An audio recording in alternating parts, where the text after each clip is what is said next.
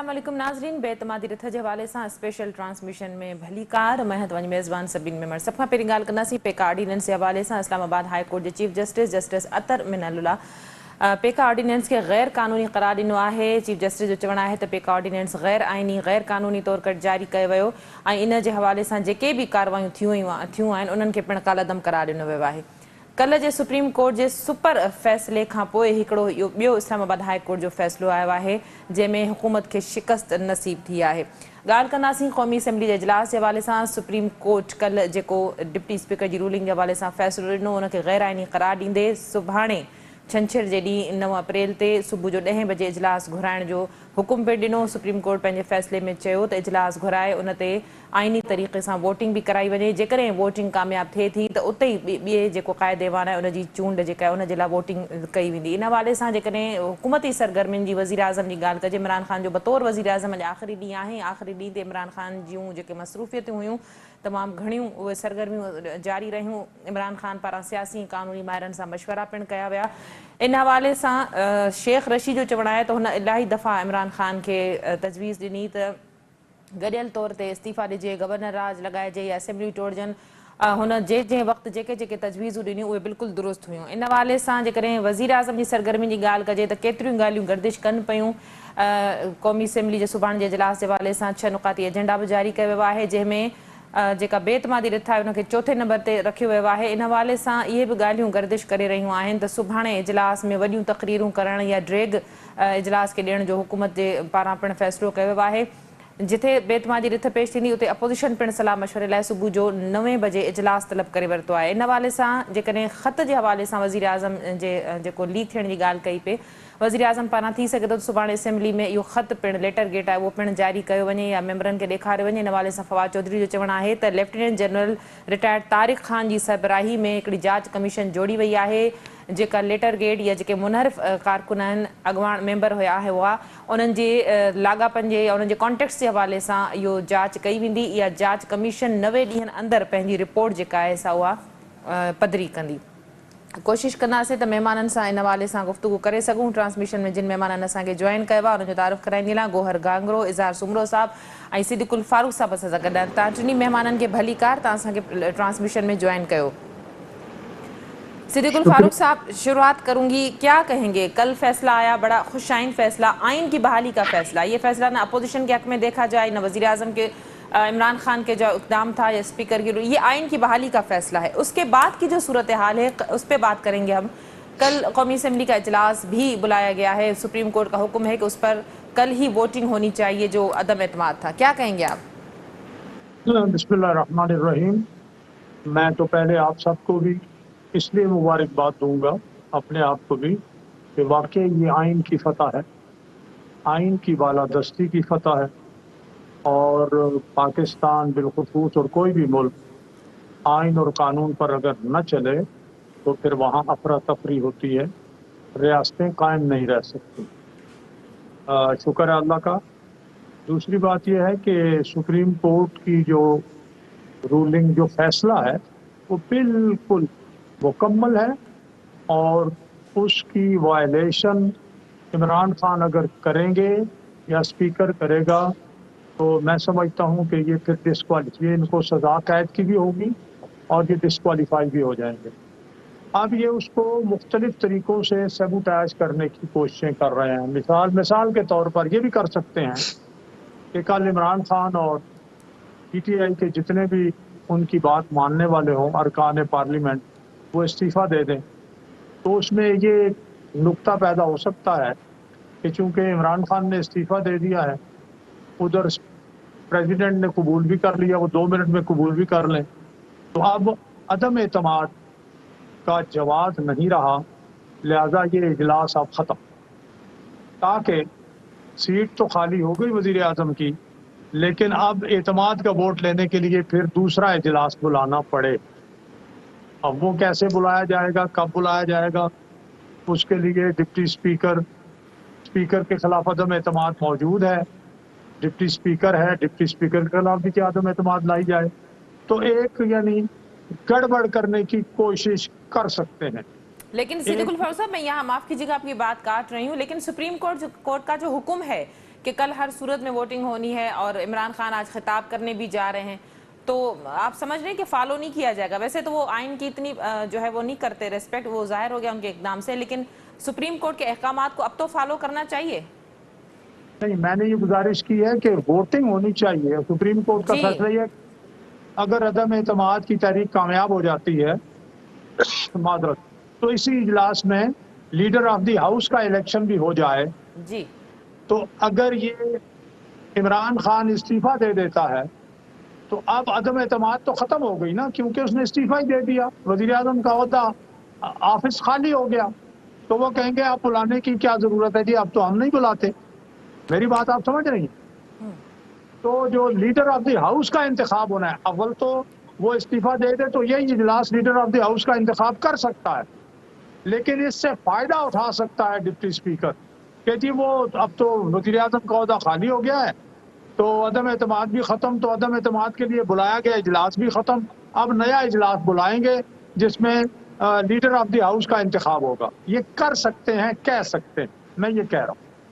پھر یہ بھی ایک تجویز سامنے آ رہی ہے، جیسا کہ شیخ رشید وغیرہ بات کر رہے ہیں کہ جی پنجاب سے بھی پی ٹی آئی کے ارکان جو اسمبلی ہیں اور کے پی کے سے وہ بھی استعفیٰ دے دیں، تو یعنی ایک گڑبڑ، ایک بحرانی کیفیت اپنی طرف سے پیدا کرنے کی کوشش کریں گے۔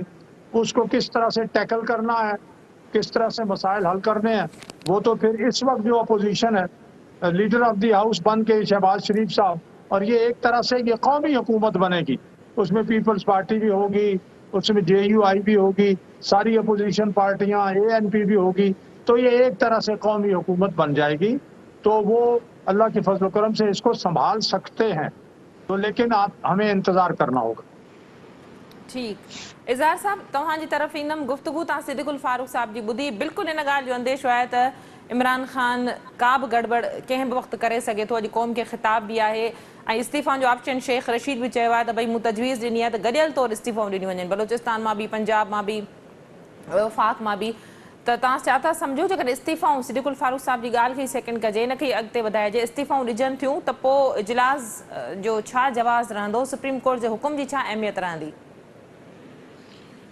ॾिसो, एजेंडा जेकॾहिं सुभाणे वारे इजलास जी पाण ॾिसूं, उन में क्वेश्चन आवर जो जेको सेशन आहे हीअ उनखे मैनिपुलेट करण जी कोशिशि कंदा, ऐं उन ई स्पेस जे दौरान, छाकाणि त उहो वोट ऑफ कॉन्फिडेंस आहे एजेंडा 4, ऐं उन खां अॻु में हा, त उन खां अॻु में क्वेश्चन आवर जो सेशन आहे, त ऐं हिकिड़ो को ॿियो मामिलो बि आहे पर उहो वोटिंग खां पोइ आहे। त हिन क्वेश्चन आवर वारे में पोएं भेरे हुकूमत जे साम्हूं अपोज़िशन जे मेंबरनि त चयो त असांखे के बि सवाल न आहिनि पुछणा, तव्हां वोटिंग करायो। सो हिन भेरे बि थी सघे थो त जेकॾहिं अपोज़िशन जा जेके सवाल आहिनि उन्हनि ते त मुमकिन आहे त इहा ई रिएक्शन अचे, पर हुकूमत इन विच में हिकिड़ो स्पेस क्रिएट करे। हाणे हिन में हिकिड़ी ॻाल्हि बिल्कुलु सम्झण जी आहे, हीअ जेके बि ॻाल्हियूं आहिनि, जेकॾहिं माण्हू हाराए वेंदो आहे न त पोइ आख़िर में पोइ गोड़ कंदो आहे, रड़ियूं कंदो आहे, पोइ भितियुनि खे टकर हणंदो आहे ऐं शयुनि खे टोड़ण जी कोशिशि कंदो आहे, भंजराह कंदो आहे। इहा हिकिड़ी वींदड़ माण्हूअ जी निशानी हूंदी आहे। हीअ जेको ॻाल्हि कनि था हाणे, हिकिड़ो त हिननि जा सरप्राइज़ वरप्राइज़ त विया हलिया सुप्रीम कोर्ट जे हिकिड़े सरप्राइज़ जे आॾो, हिननि जा सभु सरप्राइज़ हिकिड़े पासे थी विया। तंहिंजे करे इहो हाणे एतिरो आसान न आहे त हीअ अदालत जे फ़ैसिले खे रोकी। तव्हां छा था सम्झो त पोइ अदालत चुप करे वेही रहंदी? चौधरी इफ़्तिख़ार जे ज़माने में अव्हांखे यादि हूंदो त सुबुह जो हुकूमत जो फ़ैसिलो ईंदो, गौर साहिबु रिपोर्ट कयो हूंदो दौर में, ऐं राति जो अदालत जो फ़ैसिलो अची वेंदो। अदालतूं राति जो वणंदा हुआ, हे देरी कोन कंदा, हिननि खे ख़बर ई न आहे।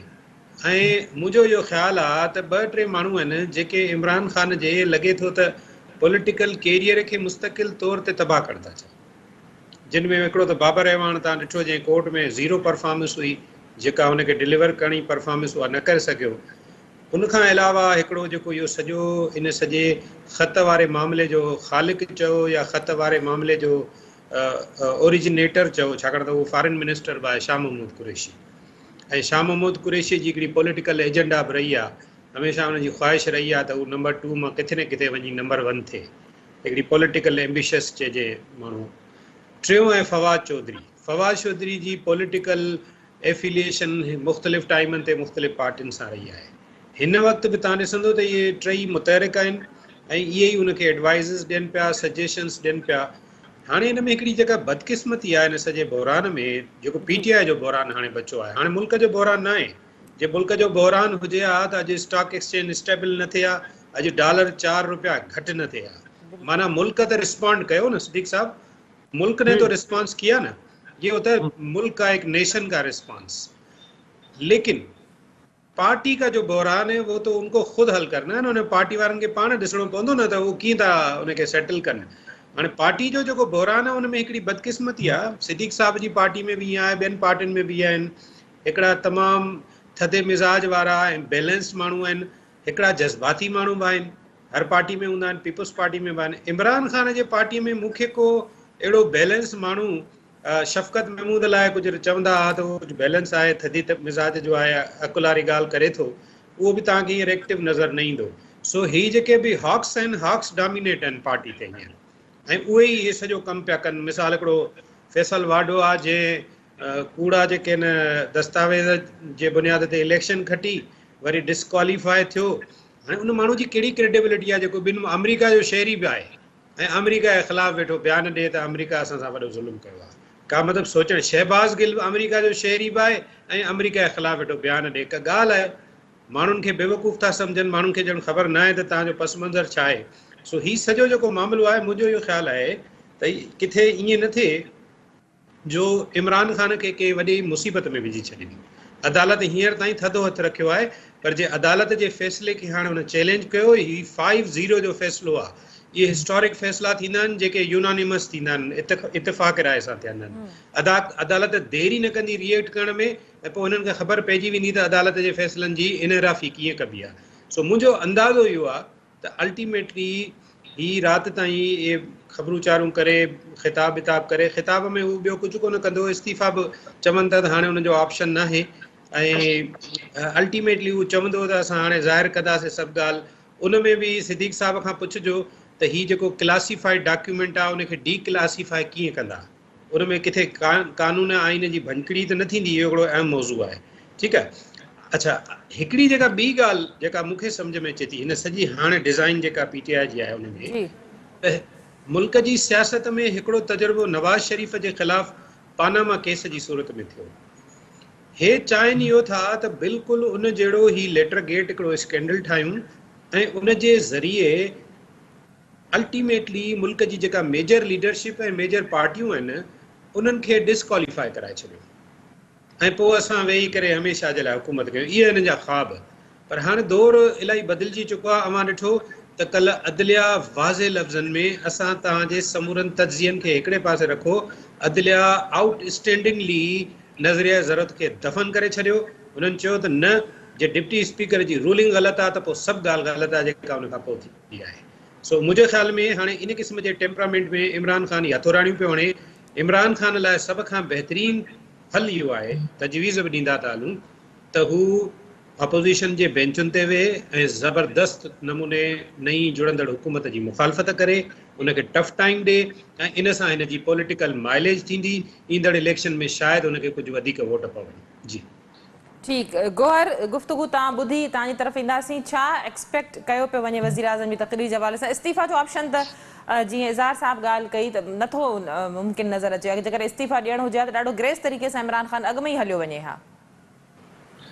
सभिनि ॾिसो, इस्तीफ़ा वारी हाणे गुंजाइश त न रही आहे, पर जीअं इमरान ख़ान जा फ़ैसिला रहिया आहिनि त इमरान ख़ान कुझु बि करे सघे थो। अनएक्सपेक्टेड हिकिड़ी शख़्सियत आहे। पर ज़ाहिर आहे सुप्रीम कोर्ट कल्ह जेको फ़ैसिलो ॾिनो आहे उहो पाण मुरादो नोटिस हो रूलिंग ते, ठीकु आहे। ऐं वरी उनखां पोइ जॾहिं अपोज़िशन जूं पार्टियूं दरख़्वास्त खणी आयूं धुर थियण जे लाइ, त उन्हनि इहा ई पिली अख़्तियार कई त असां अदम एतमाद जी जेका रिथ जमा कराई आहे उन ते ड्यू प्रोसेस न थियो आहे। ज़ाहिर आहे फ़ैसिलो आयो आहे त भई रूलिंग ग़लति हुई ऐं अदम एतमाद वारे मामले ते तव्हां ड्यू प्रोसेस कयो, त पोइ इन फ़ैसिले खां पोइ हुनजो इस्तीफ़ा ॾियण बि मतिलबु सम्झ वारी ॻाल्हि खां ॿाहिरि हूंदी।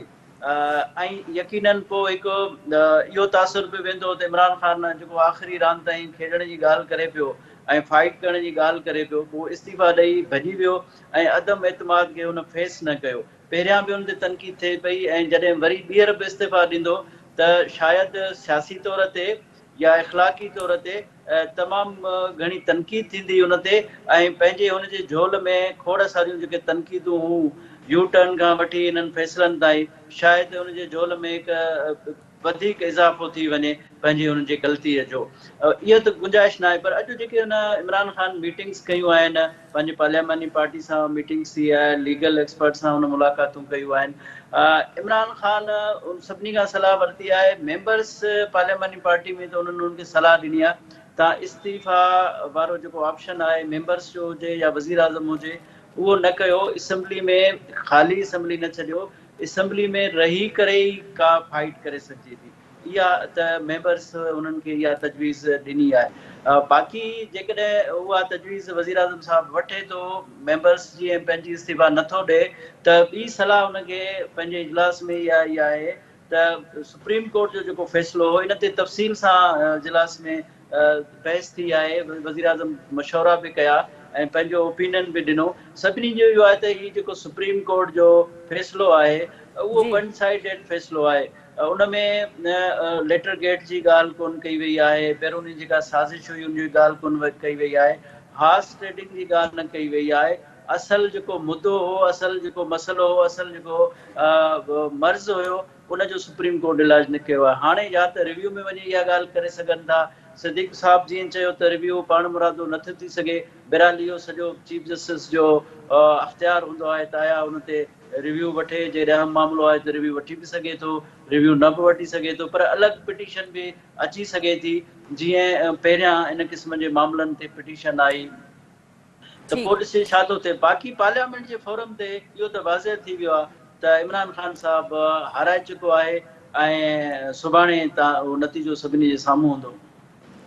ठीक, सिद्दीकुल फारूक साहब, इमरान खान अपने इस बयानिए को और मजबूत करना चाह रहे हैं कि बैन अवी साजिश हुई है और मुनर्रिफ अरकान के भी जो हैं सिफारती अमलदारों से राब्ते थे। इस हवाले से उन्होंने lieutenant general retired Tariq Khan की सरबराही में जो तहकीकाती कमीशन बनाया है और फवाद चौधरी के बकौल के कमीशन 90 दिन में तहकीकात करके अपनी रिपोर्ट जो है वो जाहिर करेगा।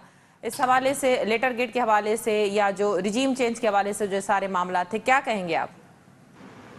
पहली बात तो ये है कि अब ये चक्कर नहीं चलेगा कि मैंने ये कमीशन बना दिया है और ये 90 दिन में तहकीकात करके देगा। वो ये ना 3 महीने में इलेक्शन करा दो, मैंने असम्बली तोड़ दी है, अब इलेक्शन में आ जाएं, भागते क्यों हैं? आप तो कहते थे। भाई ये सारी बातें जो आप कर रहे हैं वो आइन के मुताबिक नहीं है। अब ये रिव्यू की एक बात जो अभी अपना गौहर गांगो साहब फरमा रहे थे, पहली बात तो ये है कि ये फैसला सारी कौम कह रही थी कि उन्होंने 2 मिनट लगाए हैं ये फैसला करने में, तो 2 मिनट में बहाली भी होनी चाहिए। खैर, सुप्रीम कोर्ट ने इतवार से लेके कल यानी जुमेरात तक आप देख लीजिए कि 5 दिन लगाए। तो 5 दिन में उन्होंने सब वकीलों को सुना, हर पहलू देखा, चीफ इलेक्शन कमिश्नर को भी बुला लिया, मुल्की मईशत को भी देख लिया। उसमें हत्ता के जो हुकूमत के चीफ लॉ ऑफिसर है अपना अटॉर्नी जनरल, उन्होंने कहा कि मैं तो इसको डिफेंड ही नहीं कर सकता डिप्टी स्पीकर की रूलिंग को। उसके बाद जाकर मुत्तफिक का फैसला दिया, हर पहलू से उसका जायजा लिया। अब इस पर रिव्यू फाइल करना कर दें अगर करते हैं। दूसरी बात यह है कि एक और पिटीशन, जैसा कि गौर साहब ने कहा जी कर लो फाइल, लेकिन वो पिटीशन क्या फाइल करेंगे? ये मेरे पास आज ही एक अच्छे सीनियर आदमी जो फॉरेन ऑफिस में साइफर सेक्शन में काम करते थे, साइफर और डिसाइफर, उन्होंने बताया कि ये जो बाहर से आते हैं सारे केबल्स, ये एक खास जुबान में आते हैं, उनको एक सेक्शन में फिर डिसाइफर करके तो स्काई ब्लू कलर के कागज में या येलो कलर के, पीला सिंधी में क्या कहते हैं, पीला कहते हैं जी, पीलो, तो उसमें जनाब अली ये लिखा जाता है और ये always it is for ice, सिर्फ देखने के लिए होता है, इसकी फोटो कॉपी करना भी जुर्म है। تو یہ جو عمران خان صاحب نے سفید کاغذ لہرایا تھا یہ تو ہوتا ہی نہیں ہے وہ. اب یہ کچھ بھی نہیں ہے سوائے اس کے کہ چونکہ فسطائی ذہن ہے نا اپنا فاشسٹ ہے عملاً.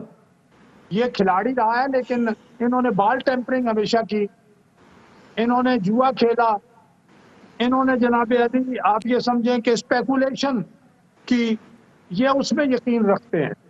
تو ادھر بھی وہی کوششیں کر رہے ہیں کہ کسی طرح سے کام ٹال دوں میں اور کوئی اور راستہ نکل آئے. آپ چلے جائیں سپریم کورٹ میں, دوسری پٹیشن دے کے چلے جاؤ, کیا ہوگا؟ اتنے کھلے ذہن سے, اتنی وسیع ڈسکشن سے پوری قوم, بلکہ سپریم کورٹ نے یہ نوٹس بھی کیا کہ لوگ جو ہیں وہ کہہ رہے ہیں دیر ہو رہی ہے, اس کے باوجود انہوں نے جلدی نہیں کی.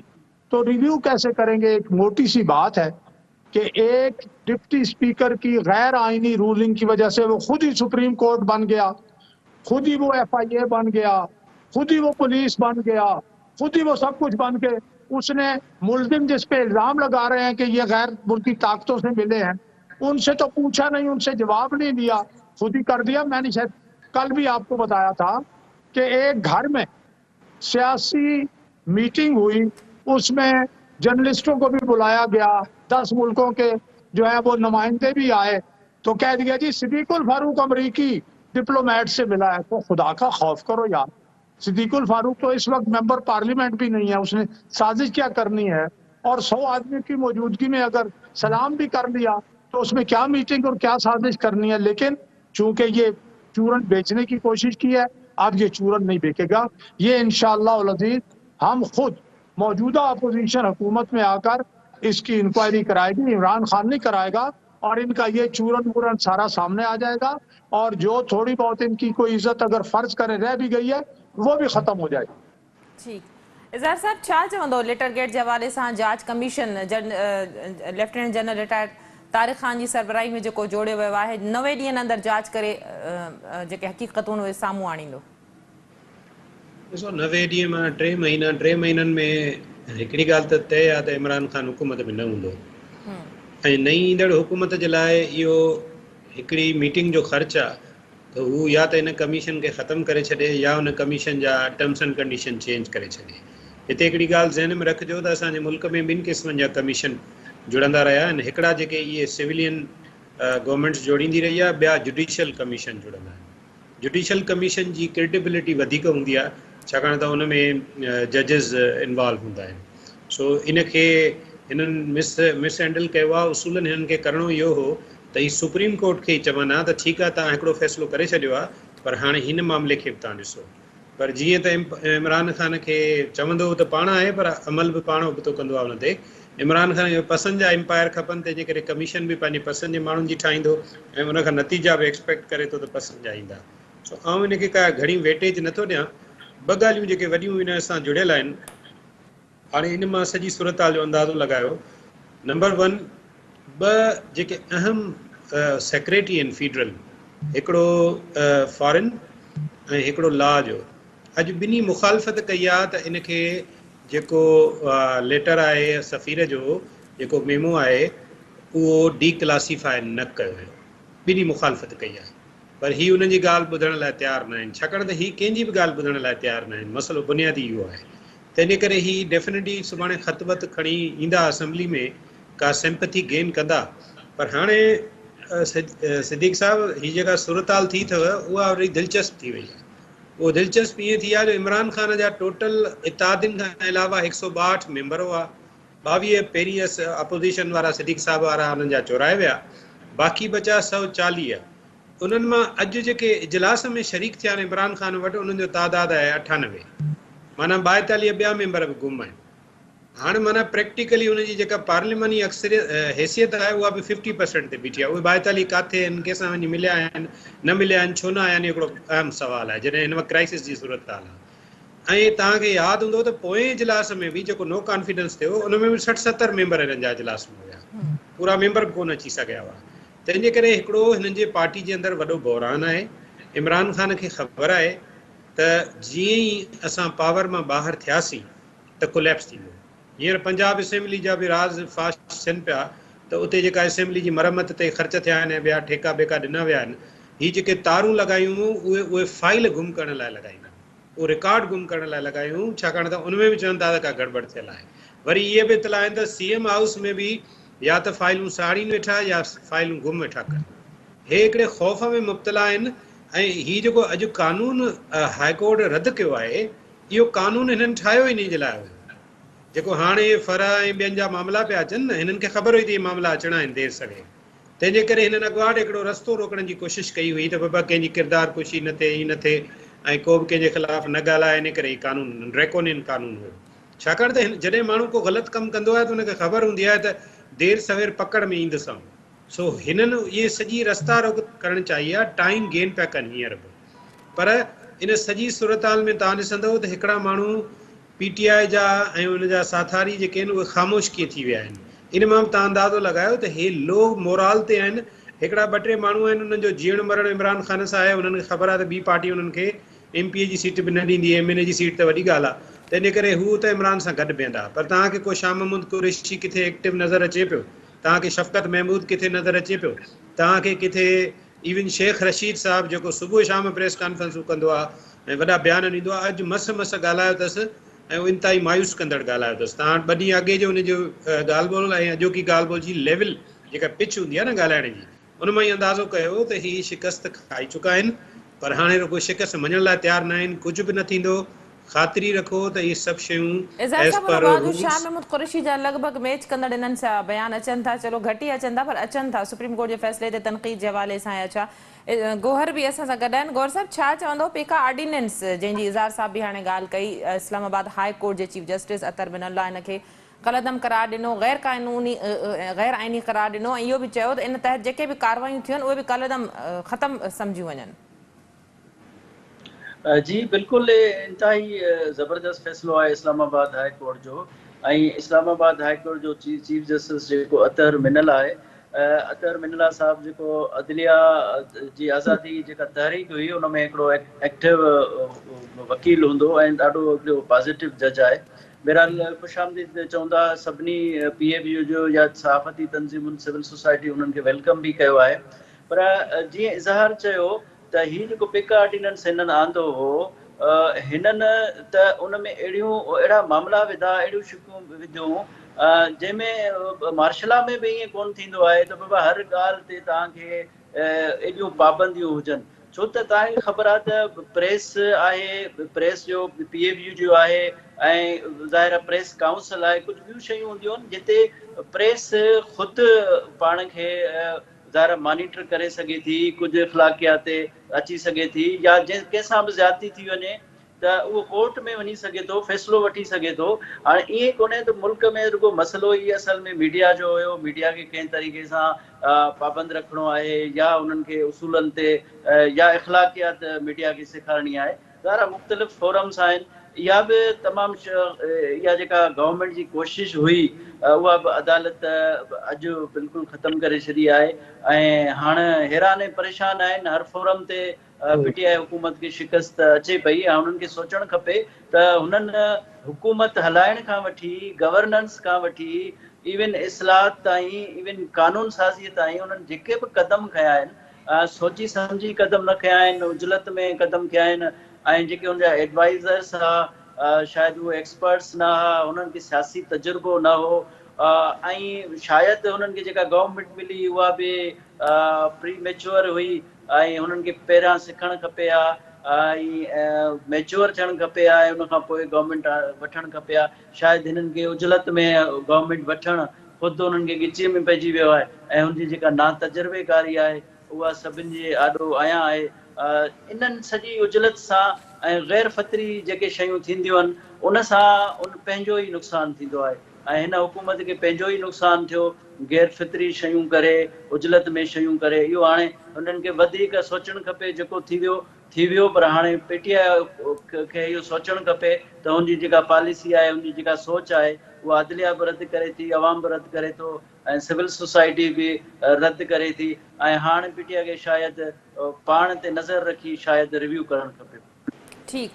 सिद्दीक उल फारूक साहब क्या कहेंगे, अपोजिशन की हिकमत अमली कल के हवाले से क्या है? अपोजिशन ने अपनी तैयारी मुकम्मल कर ली है, कोई प्लान बनाया? ज़ाहिर हुकूमत अपनी हिकमत अमली जो है वो तरतीब दे रही है कल के इजलास के हवाले से। और दूसरा ये भी बताइएगा कि इन तमाम तर मामलात के बाद अगर दूसरा मरहला, ये मरहला तय हो जाता है, उसके बाद जो दूसरा मरहला है इत्तेहादियों को कम्प्लीटली साथ लेकर चलने का, इत्तेहादियों का यकजा रहने का एंड तक, वो भी बड़ा मुश्किल टास्क है। मैं आपके इन दोनों सवालों का जवाब देता हूं जी, लेकिन आपका चैनल बड़ा, चूंकि पॉपुलर चैनल है, बड़ी व्यूअरशिप है, मैं दो बातें आपके सामने दोनों शख्सियात की रखता हूं। शेख रशीद को मैं बचपन से जानता हूं, एक ही शहर के हैं। शेख रशीद वो बंदा है जो बचपन में जब स्कूल में था तो अपने साथियों की किताबें चुरा के तो पास ही उर्दू बाजार था बेच देता था और वहां से चीजें खा पी लेता था। जब ये कॉलेज में गया तो CID का मुखबर बन गया और 300 रुपये महीना लेता था। जब PNA बनी तो चौधरी शुजात के वालिद ज़हूर इलाही मरहूम जो है उनके साथ होता था, लेकिन उनकी मुखबरी करता था। फिर उसके बाद का आपको पता है पार्टियां बदलता रहा। ये नवाज शरीफ साहब के पाँव में बैठता था, पाँव पकड़ लेता था। और फिर आज नवाज शरीफ साहब के बारे में क्या कह रहा है। अब आ जाइए इमरान खान साहब के बारे में। इमरान खान साहब जो हैं वो जब खिलाड़ी बने तो बॉल टेम्परिंग करते थे, मैंने आपको बताया जुआ खेलते थे, मैंने आपको बताया स्पेकुलेशन करते थे। फिर उसके बाद ऑफशोर कंपनियां इन्होंने बनाई। फिर उसके बाद इन्हें शौकत खानम का चंदा जब शुरू किया 1996 में, लाहौर हाई कोर्ट के फुल बेंच ने वकला महाज की दरखास्त पर इन्हें हुक्म दिया कि अपने शौकत खानम का हिसाब लाहौर DC के पास पेश करें। आज इस बात को 26 साल हो गए हैं, इन्होंने आज तक वो हिसाब नहीं पेश किया। नवाज शरीफ ने 50 करोड़ रुपया दिया शौकत खानम के लिए, इनका क्लिप चलाएं। नवाज शरीफ ने इन्हें 12 या कितने एकड़ जमीन दी। इन्होंने नवाज शरीफ के लिए जमहूरियत की खिदमत की बड़ी तारीफ की। आज नवाज शरीफ को ये क्या कह रहे हैं। इन दोनों शख्सियात का ये तज्जिया मैंने रखा है कि इनका कौलो फेल जरा सामने रखें। और फिर जब ये जिस तरह भी वजीर आजम बने, अभी जो ये पीका ऑर्डिनेंस की बात है जिस पे मेरे भाई सोमरो साहब ने भी बताया कि इनके अटर्नी जनरल ने कहा ये ड्रैकोनियन लॉ है, यानी खून चूसने वाला। वो ड्रैकोला बला होती है ना, ड्रैकोला सुनी होगी उसकी कहानियां, वो खून चूसता है बंदों को और मार देता है। ये ड्रैकोनियन लॉ क्यों बनाया इन्होंने? ये अपना डिप्टी स्पीकर को कह के आइन की पामाली क्यों कराई कि मैं अब हर सूरत में इख्तिदार में बैठूं और मैं करप्शन करूं। अब इन्हें डर ये है कि मेरी करप्शन पकड़ी जाएगी और मैं जेल जाऊंगा। और देखें आप इनके साथ होता क्या कानून के मुताबिक। अब आपने दो चीजें मुझसे पूछी हैं। अपोजिशन की हिकमत अमली सीधी सीधी है कि आइन और कानून के मुताबिक और सुप्रीम कोर्ट के हुक्म के मुताबिक कल असम्बली का इजलास हो, उसमें अदम एतमाद पे वोटिंग हो, वोटिंग इंशाल्लाह कामयाब होगी और उसके बाद leader of the house Shahbaz Sharif साहब वो मुंतखब हो जाएंगे वजीर आजम। ये हमारी हिकमत अमली है। इन्होंने तो फाउल प्ले करना है ना, करने फाउल प्ले, देखते हैं क्या करते हैं। सुप्रीम कोर्ट है, अल्लाह ताला भी मौजूद है। अब दूसरी बात यह है कि इत्तेहादियों को साथ रखना। देखिए सकीन और बाकी मेरे दोनों दोस्त, आप बेटा ये बात सामने रखें कि अगर हम सबको साथ लेके और इकट्ठे होके इस मुल्क के लिए न चले तो इसका मतलब है हम भी नाअहल होंगे। हमें भी मुल्क अजीज नहीं है, हमें भी पाकिस्तान प्यारा नहीं है, अपने अपने मफादात अजीज हैं। लेकिन इंशाअल्लाह मुझे यकीन है कि हम सब को साथ लेकर चलेंगे। ये एक इंशाअल्लाह नेशनल गवर्नमेंट जैसी गवर्नमेंट बनेगी। हम पूरा सियासी इस्तेकाम होगा। हमारे लोग जो हैं तजुर्बाकार हैं, वो मुल्क को इंशाअल्लाह मिल के इस बहरान से निकालेंगे और तरक्की के रास्ते पर डालेंगे। बहुत शुक्रिया सिद्दीक उल फारूक साहब आपका तांटनी मेहमान जो बड़ी मेहरबानी तां ट्रांसमिशन में असांखे जॉइन कयो। नाज़रीन ट्रांसमिशन जो सिलसिलो जारी रहंदो। वक्त है न्यूज़ ब्रेक जो। हलूं था न्यूज़ स्टूडियो तरफ।